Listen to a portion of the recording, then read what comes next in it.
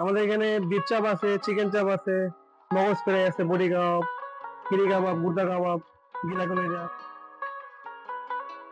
শহরের হাজারো কোলাহলের ভিড়ে মোহাম্মদপুরের এই একচিলতে জায়গায় সময় যেন থমকে থাকে। চেনাভা ক্যাম্প। বাইরের মানুষের কাছে এটি হয়তো শুধুই একটি নাম কিংবা খবরের শিরোনাম, কিন্তু ভোজন রসিকদের কাছে এটি একটি আবেগের নাম। এখানে সন্ধ্যা নামে কয়লার ধোঁয়ায়, বাতাসে ভাসে মশলা আর পোড়া মাংসের এক তীব্র মাতাল করা ঘ্রাণ। আগুনের শিখায় ঝলসানো প্রতিটি কাবাব যেন এক একটি শিল্পকর্ম।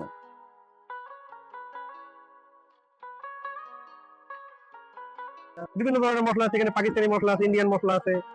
এমনি মনে করেন আমাদের দেশে সব মিলায় মানে বিভিন্ন অনেক পদের মশলা থাকে এখানে। আমাদের এখানে বিফ চাপ বেশি বিখ্যাত,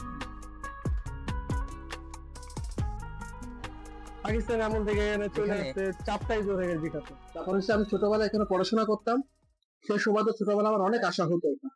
তারপর আমি লেখাপড়া শেষ করে এখন আমি আমার গ্রামের বাড়ি খুলনায় থাকি, খুলনাতে থাকি।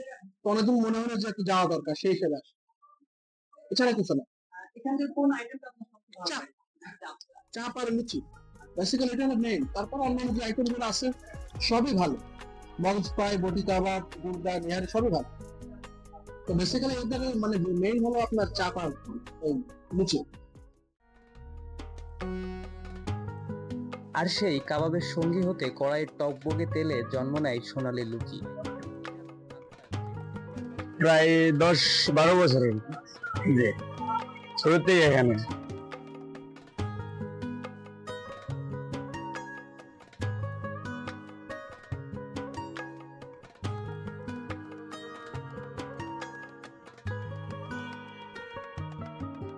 কারিগরের হাতের জাদুতে নিমিষেই ডাক ফুলে ওঠে।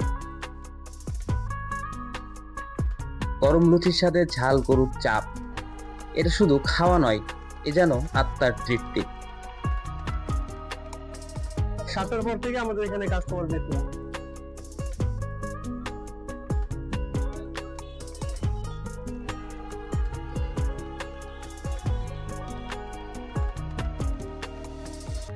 কিছু জায়গা মনে গেঁথে থাকে, কিছু স্বাদ ভোলা যায় না। স্বাদ আর সাধ্যের এই মেলবন্ধন আপনাকে বারবার ফিরিয়ে আনবে এই গলিতে।